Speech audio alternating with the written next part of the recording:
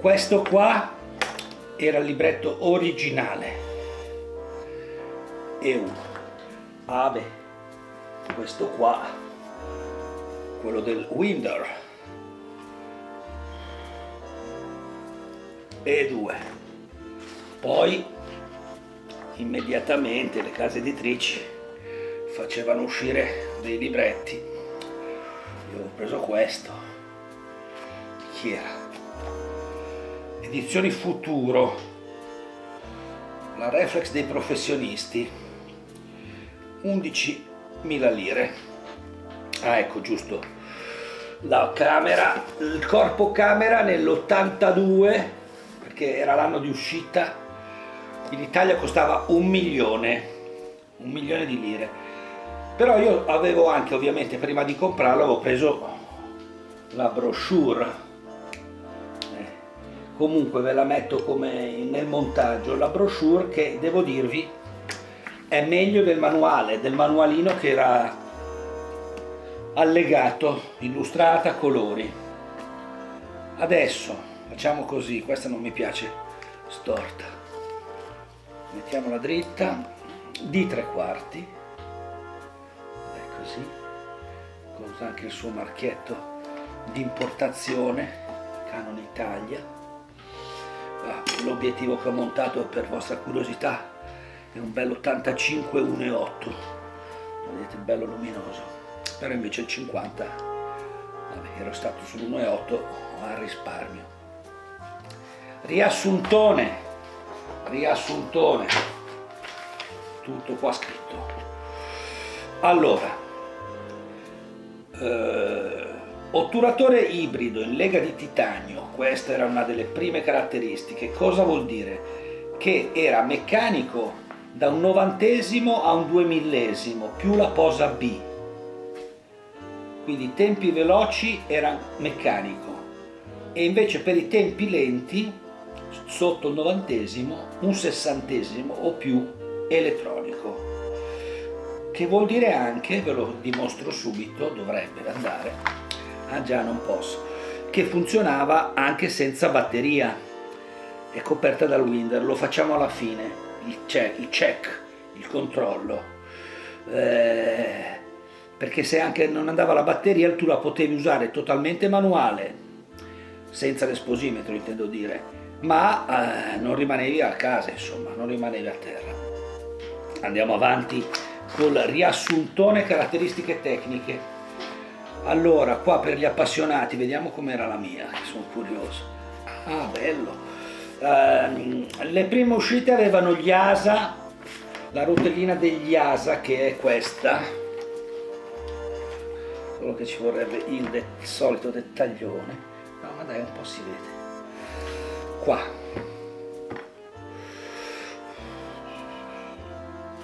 Dov'è? Sto sbagliando. Questa finestra, lì comandavi gli ASA e gli eventuali incrementi di esposizione, cioè il più 1, il più 2, il mezzo, il quarto, cosa che a me non piace fare, la fai col diaframma e va a fan bagno. Qua chiaramente ghiera dei tempi, ma ste robe le sapete, dai, le sapete. Come mi rifiuto, ve lo dico categoricamente, di far vedere come si carica un rullino, mi rifiuto. Dovete saperlo, cazzo, comprate una macchina analogica, vi esercitate. La bella leva di carica che andava, sì, anche a colpetti. Senti un rumore deciso. Dove eravamo rimasti? Dunque, parlavamo di otturatore, che dopo smonto il motore e vi faccio vedere che funziona anche senza batteria nei tempi rapidi. Loro dicono dal 60° in giù no, però, quindi per il 30°, anche il 60°, hai bisogno della batteria. 30°, facciamolo brillare, poi faccio un salto, vado subito a un mezzo secondo,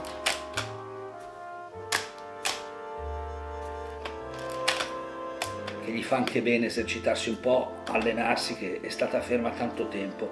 2 secondi, va sempre a batteria ed è elettromagnetico, e vai, e infine a 4 secondi col cavolo, ne ha anche 8 secondi, tempo più lento comandato è 8 secondi, pensate, e poi c'è la posa B. I veloci arriva al 2 millesimo. Otturatore ibrido in lega di titanio. Fotocellula dell'esposimetro, andiamo all'esposimetro, al silicio, ovviamente, è quello che si usava di più in quell'epoca. Quindi fotocellula al silicio. Però il display avevano fatto una strana scelta, analogico, cioè ancora col sistema ago e forcella, cercolino e righetta da collimare, la cosa più bella. No digitale, che già c'era, cioè potevano farlo con i LED, potevano farlo con le letterine illuminate, no, analogico. Cosa dirvi? Vabbè, ci sarebbe tutto un discorso anche sul fatto che puoi fare variazioni riferendoti al diametro del cerchietto. Poi si doveva fare la misurazione in stop down con certi obiettivi e con la macro. Altre caratteristiche: la macchina era dichiarata che poteva lavorare da meno 30 gradi a più 60 gradi. Sempre riferito alle temperature, il Power Winder vi dicevano che con le batterie fresche ti facevi 40 rulli a 20 gradi, e sono tanti, ma solo 5 rulli a meno 20, che però garantivano il funzionamento. Quindi sotto zero in Alaska, ma il Winder devi portarti forse quell'altro, quello col pacco batterie. Vabbè, ma già questo averne, e quello costava, mi ricordo che mi ero svenato. Parlavamo di esposizione, no? Sì. Allora, quello lì lo facevi invece cambiando i vetrini. Decidevi per la lettura spot o integrata comprando il vetrino adeguato. Poi c'è una tabella gigante che vi allego.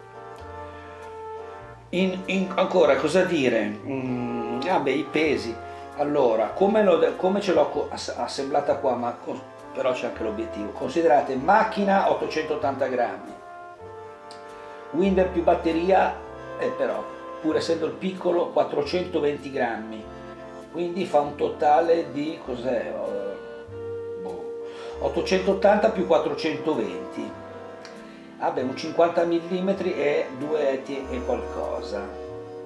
No dai, non arriva al chilo e mezzo, arriva al chilo e mezzo, come ho detto prima, 1,5 kg, ma sì, un bel fermacarte, col cavolo, usiamole ancora, qua, riflesso rosso, Canonisti Unitary. Tornati con la camera versione quasi base, perché ha il pentaprisma di lusso, e ho fatto questo perché volevo accedere, ho tolto il Winder per togliere il coperchietto della batteria. La batteria, mi ricordo mai, quella da 6 volt, no? Sì, bel coperchietto metallico, super sicura la chiusura, leggero però, Ecco, visto che siamo qua, questa qua è la leva per abilitare la lettura in stop down, cioè inserire il diaframma, l'apertura della diaframma sempre, quando lo premi te ne viene fuori 1 centimetro, una riga rossa, non puoi sbagliare. Ma la prova dello scatto la faccio alla fine, così rimanete a guardare tutto il video, la prova dello scatto meccanico. Come sapete bene, a Barescu piace essere documentato e ve lo faccio vedere. Questa qua era la brochure originale prima dell'acquisto, bellissima, super bella, perché al di là delle fotografie, ma c'erano cose che sul manuale non trovavi e spiegate benissimo, con dettagli favolosi. Ma anche questa vi farò il regalo di mettere delle immagini, inutile fare i dettagli, li hanno già fatti quelli della Canon, guarda qua. Vabbè, brochure, il sistema, eccolo qua, non a disegnini come lo volevo mettere, ma a fotografia. I 3 motori, la valanga almeno 5, vedo 5 mirini, normale, AE, a pozzetto 8 ingrandimenti, pozzetto non ingrandimenti e quello sportivo che mi piaceva un casino. Lì vedete, mi sembra 12 vetrini, no di più, 6 più 6, 7, boh, 13, ma mi sa che ce n'erano di più, e poi flash, il dorso data, eccetera eccetera. Qua, vabbè, tanto vi metto le immagini. Poi potevi prenderti, guarda che belli, obiettivi Canon FD. Questo qua era quello della vecchia serie, quello con l'anello, il collare di alluminio, secondo me. Fotografie esplicative, ma più che altro, volete vedere un bel nudo giapponese. Nudo giapponese. Ce n'è altri anche. Maschere giapponesi, tutte proprio fatte in loco. Forse queste no, i surfisti. Ecco qua la splendida serie FD, vedete gli anelloni di alluminio, che è anche più grande in quel tele, e qua un po' in piccolo, però avevate gli esplosi del sistema di lenti. 60 pagine, omaggio. Qua hanno esagerato, questi qui invece c'è tutta la storia degli obiettivi Canon FD, ma non si pagava mica, no, e sono 170 pagine. Prendiamo ad esempio quello di cui anche qua voglio ingolosirvi, di quello di cui farò una seconda puntata. Macro 50 mm. 2 pagine per raccontarvelo, l'obiettivo, il disegno ottico, chiamiamolo così, gli esempi, i consigli, e questo è il macro 50. Qua invece non c'è il sistema, consigli di tutti i tipi, no, ci sono, mamma mia, solo sugli obiettivi. Ma ecco, qua è per dirvi, io torno a questo pensiero, i vetrini. Anche qua ci sono i vetrini di misurazione, si vede che ormai le case, i brand, anche i maggiori, Canon, Nikon, chi ci mettiamo tra la Fuji per gli APS-C, ma Canon, Nikon, non me ne viene in mente, alla Sony, non fanno più i sistemi, fanno macchine, obiettivi e via andare. Poi se devi comparti qualcos'altro lo prendi come si dice, di terze marche. Bene, ai fedeli che sono rimasti facciamo sto test. Non serve l'obiettivo, carico manuale, non c'è più il Winder ovviamente, e facciamo il 125esimo. No batteria, qua.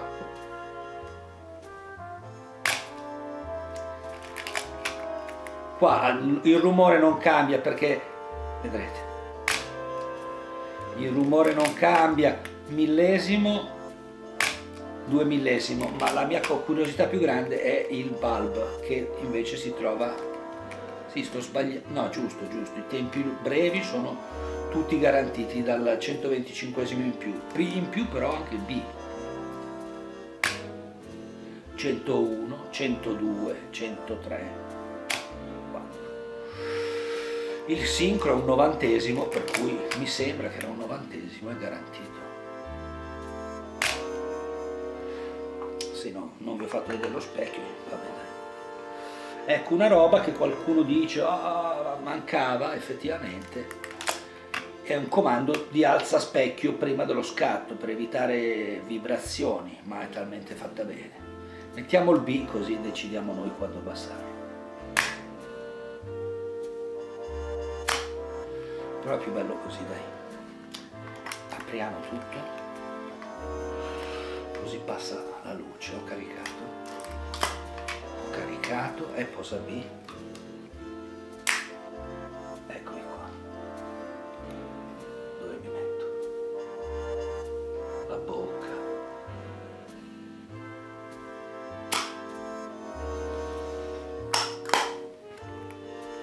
Canon F1 New, gioiellino.